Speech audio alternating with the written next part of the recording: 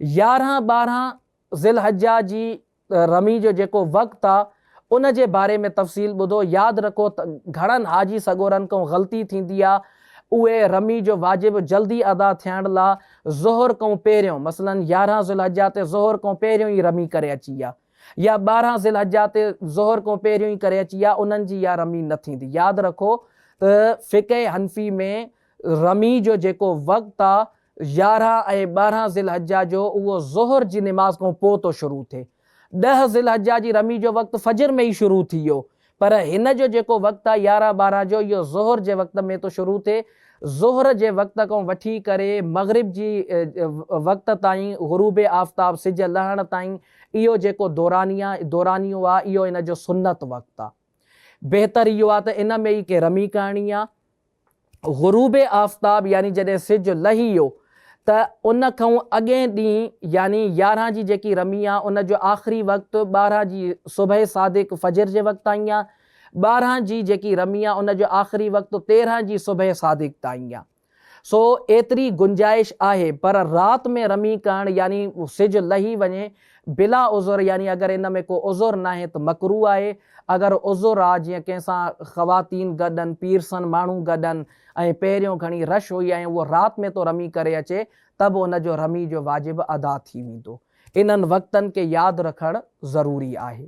13 ज़िलहज्जा जी रमी जे बारे में यादि रखो त 13 ज़िलहज्जा जी जेकी रमी आहे इहा कंपलसरी यानी लाज़मी न आहे, बल्कि इन जे अंदरि कुझु तफ़सील आहे। आम तौर ते इहो थींदो आहे ऐं हाजी सगोरनि खे शरीयत जे तरफ़ां बि इजाज़त आहे त जॾहिं उन्हनि 12 ज़िलहज्जा जी रमी कई त हाणे उहे ग़ुरूब आफ़ताब यानी 12 ज़िलहज्जा जे सिज लहण खां पहिरियों पहिरियों मिना खां रवानो थी वञनि। इन्हनि ते कंहिं बि क़िस्म जो गुनाह न आहे।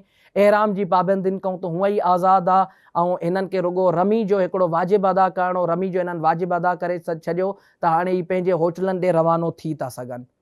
पर केरु हाजी सगोरो अगरि मिना में रुकणु चाहे ऐं 13 जी रमी करणु चाहे त इहो बि जाइज़ आहे, इन जो बि सवाबु आहे।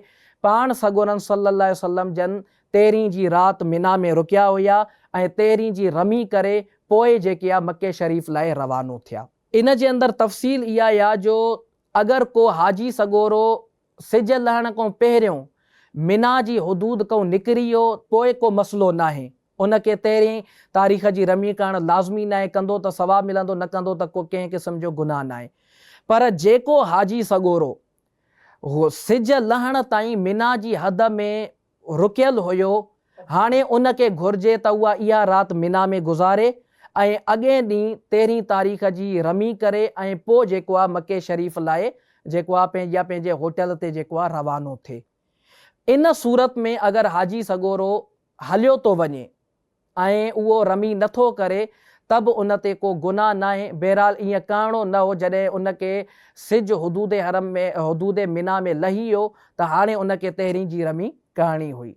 पर हिकिड़ी टीं सूरत आहे त सिज बि उनखे हुदूद मिना में लही वियो ऐं फजर जो वक़्तु बि शुरू थी वियो 13 तारीख़ जो, हाणे उनखे 13 तारीख़ जी रमी छॾणु इहा जाइज़ न आहे। 13 तारीख़ जी रमी हाणे उन ते वाजिब थी वई आहे, न कंदो त उन ते दम लाज़िम अची वेंदो। यादि रखो 13 तारीख़ जी जेकी रमी जो वक़्तु आहे उहो सुबह सादिक यानी 13 ज़िलहज्जा जी सुबह सादिक खां वठी करे 13 ज़िलहज्जा जी ग़ुरूब आफ़ताब सिज लहण ताईं आहे।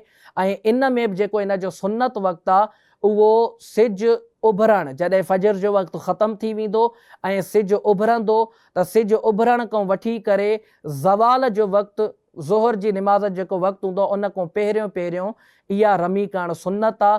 पर केरु अगरि मंझंदि में 2 बजे 3 बजे ज़ोहर जे वक़्त में रमी थो करे त बि उन जी रमी जो वाजिब अदा थी वेंदो। ऐं इन में पिणु तमामु रमी जे मसाइल में तमामु घणियूं जेके आहिनि तफ़सीलात आहिनि, तमामु घणा मसइला आहिनि। इन लाइ हाजी सगोरे खे घुरिजे जो उहो हज ते रवानो थियण खां पहिरियों या अगरि उहो असांजो क्लिप ॿुधी रहियो आहे ऐं उहो माशाअल्लाह अज़्ज़ वजल अरब शरीफ़ जी सरज़मीन ते मौजूदु आहे, मके शरीफ़ जी पाक फ़िज़ाउनि में मौजूदु आहे, मदीने शरीफ़ पाक फ़िज़ाउनि में मौजूदु आहे, त उहो इन्हनि मसइलनि खे लाज़मी तौरु सिखे, इन्हनि मसइलनि जी वॾी बारीकी हूंदी आहे। थोरी ग़लती कोताही थी वई त हाजी सॻोरे ते दम, सदको, कफ़ारो वग़ैरह लाज़िम अची थो सघे। इन लाइ पंहिंजे इन्हनि मसाइल जेके उनखे दरपेश ईंदा उन्हनि जो ख़्यालु रखे ऐं इन सां गॾोगॾु दारुल इफ्ता अहले सुन्नत सां पंहिंजे मसइलनि जे हवाले सां राब्तो करे। सिंधी सोशल मीडिया पेज खे लाइक कयो, फॉलो कयो ऐं शेयर कयो।